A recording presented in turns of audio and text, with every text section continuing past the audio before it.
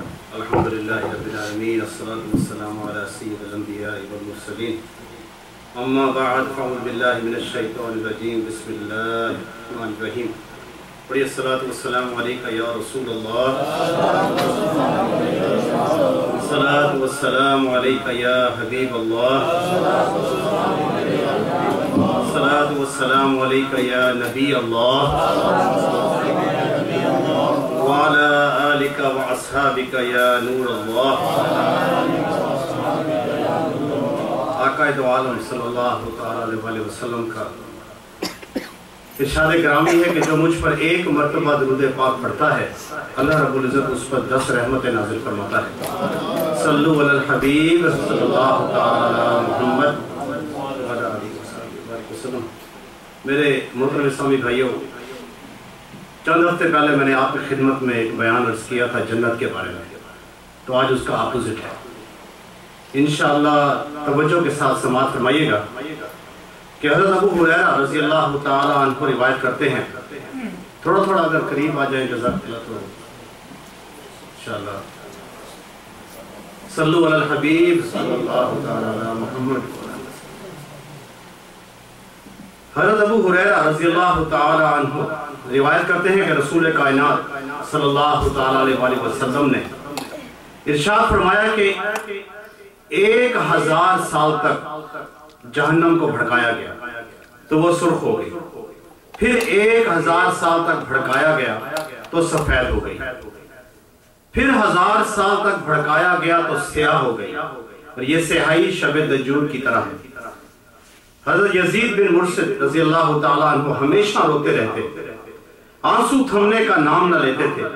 جب آپ رضی اللہ تعالیٰ عنہ سے مسلسل روئے جانے کا سبب پوچھا گیا تو آپ نے ارشاد فرمایا کہ اللہ تعالیٰ مجھ سے وعدہ فرماتا کہ تمہیں گناہ کرنے کی پاداش میں حمام میں بند کر دیا جائے گا، تو تب بھی مجھ پر لازم تھا کہ میرے آنسوؤں کا سلسلہ بند نہ ہوتا۔ اب تو اس نے مجھے جہنم میں ڈالے جانے کی وعید سنائی ہے، جسے 3000 سال تک بھڑکنے کے لیے مشتعل کیے رکھا، میرے آنسو کیسے تھمیں گے؟ حضرت مجاہد رضی اللہ تعالیٰ عنہ فرماتے ہیں کہ جہنم کے کچھ طبقات ہیں، بختی اونٹوں کی گردن کے اسدہے اور کالے سیاہ خچروں کے سے بچھو ہیں۔ جہنمی جہنم میں بھاگتے ہوئے ان سانپوں کی طرف آئیں گے تو وہ سانپ انہیں اپنے ہونٹوں میں دبوچ لیں گے، سر کے بالوں سے لے کر پاؤں کے ناخنوں تک جہنمیوں کی کھال ادھیڑ دیں گے۔ جہنمیوں کو جہنم میں جلنے مرنے کے سوا کوئی اور کام نہیں ہوگا۔ حضرت عبداللہ بن جبیر رضی اللہ تعالیٰ عنہ روایت فرماتے ہیں کہ جہنم میں سانپ اونٹوں کی گردنوں کی طرح ہیں، جب وہ کسی جہنمی کو ڈسیں گے اس کا زہر 40 سال تک انسان کو تڑپاتا رہے گا، اور جہنم کے بچھو خچروں کی طرح ہوں گے، وہ بھی جب کسی جہنمی کو ڈسیں گے تو 40 سال تک اس کا زہر انسان کے لیے قرب و اذیت کا باعث بنا رہے گا۔ حضرت عبداللہ بن مسعود رضی اللہ تعالیٰ عنہ سے مروی ہے کہ لوگوں، تمہاری دنیا کی آگ سے جہنم کی آگ 70 گنا زیادہ شدت والی ہے، اور اگر دنیا کی آگ کو 2 مرتبہ بحر رحمت میں غوطہ نہ دیا جاتا تو تم اس سے نفع ہی نہ اٹھا سکتے تھے۔ حضرت مجاہد رضی اللہ تعالیٰ عنہ روایت کرتے ہیں کہ دنیا کی آگ جہنم کی آگ سے پناہ مانگتی ہے۔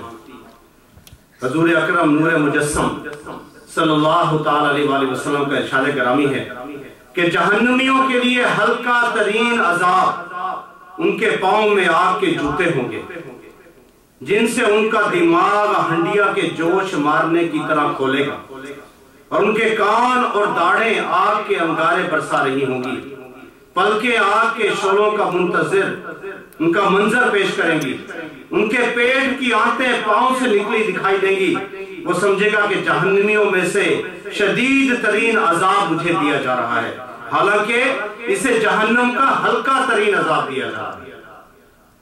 حضرت عمر بن عاص اور دیگر صحابہ کرام روایت فرماتے ہیں کہ جہنمی مالک جہنم کو پکار پکار کر آوازیں دیں گے، لیکن 40 سال تک انہیں کوئی جواب نہیں ملے گا۔ 40 سال مالک جہنم انہیں کہے گا کہ تم درد و علم سہنے کے لیے جہنم میں ٹھہرے ہو. پھر اللہ تعالیٰ کو پکاریں گے. سورہ المعمون کی آیت ہے، اے ہمارے مالک ایک بار ہمیں نکال اس سے، پھر اگر ہم نافرمانی کی طرف رجوع کریں تو یقیناً پھر ہم ظالموں میں سے ہوں گے. لیکن انہیں دنیا میں گزاری ہوئی مدت سے دگنی مدت تک جواب نہیں ملے گا. پھر جو جواب ملے گا تو انہیں کہا جائے گا پھٹکارے ہوئے پڑے رہو اس میں اور مت بولو میرے ساتھ. یہ اللہ رب العزت قرآن پاک میں ارشاد فرماتا ہے. راوی کہتے ہیں کہ قسم میں باخدا اس کے بعد جہنمی چیخ و پکار کے سوا ایک کلمہ بھی نہ بول سکیں گے. ان کی چیخ و پکار کی آواز گدوں کی طرح ہوگی. حضرت قتادہ رضی اللہ تعالیٰ عنہ فرماتے ہیں کہ اے لوگوں کہ تمہارے لیے اس سے چھٹکارے اور اس پر صبر کرنے کی ہمت ہے.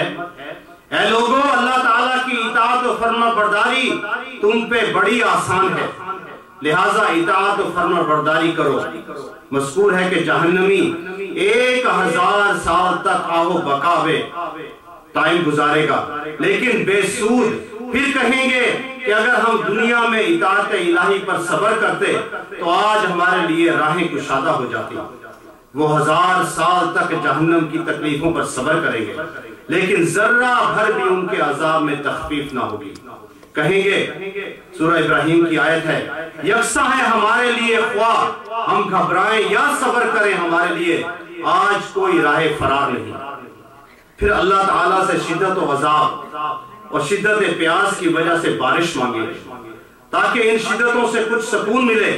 جب گڑ گڑانے کی انتہا کر دیں گے اور 1000 سال تک گڑ گڑاتے رہیں گے تو اللہ تعالیٰ حضرت جبرائیل علیہ السلام سے پوچھے گا کہ یہ کیا مانگتے ہیں. جبریل امی عرض کریں گے کہ اے الہ العالمین تو خوب جانتا ہے یہ تجھ سے بارش مانگ رہے ہیں. پھر ان پہ رنگ کے بادل ظاہر ہوں گے. وہ سمجھیں گے کہ بارش برسا ہی چاہتی ہے، لیکن ان بادلوں سے خچروں کے سے بچھو برسیں گے. وہ جب ڈسیں گے تو 1000 سال تک ان کے درد کی شدت زائل نہ ہوگی. پھر اللہ تعالیٰ سے 1000 سال تک بارش مانگتے رہیں گے. ان پر کالے سیاہ بادل ظاہر ہوں گے. وہ سمجھیں گے کہ بارش آیا ہی چاہتی ہے، لیکن جب ابر برسے گا تو اونٹوں کی گردنوں کی طرح سانپ گریں گے. جب وہ ڈسیں گے تو 1000 سال تک ان کے ڈسنے کی وجہ سے اذیت اور تکلیف سے چھٹکارا نہیں ملے گا. اور یہی مفہوم ہے اللہ تعالیٰ کے اس فرمان کا، ہم نے بڑھا دیا اور عذاب ان کے پہلے عذاب پر، اس وجہ سے کہ وہ فتنہ فساد برپا کرتے تھے. یعنی ان کے کفر اور اللہ تعالیٰ کی نافرمانی کی وجہ سے سزا پہ سزا دی جا رہی ہے.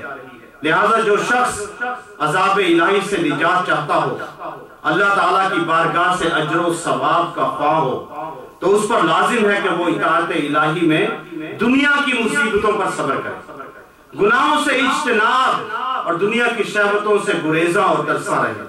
کیونکہ جنت کو شدائد و علام نے اور جہنم کو شہوتوں نے گھیر رکھا ہے. جیسا کہ حدیث مبارکہ میں آپ رضی اللہ تعالیٰ عنہ نے یہ اشعار جو ہے وہ ارشاد فرمائے حضرت قتادہ رضی اللہ تعالیٰ عنہ نے، جن کا مفہوم میں آپ کے سامنے عرض کرتا ہوں.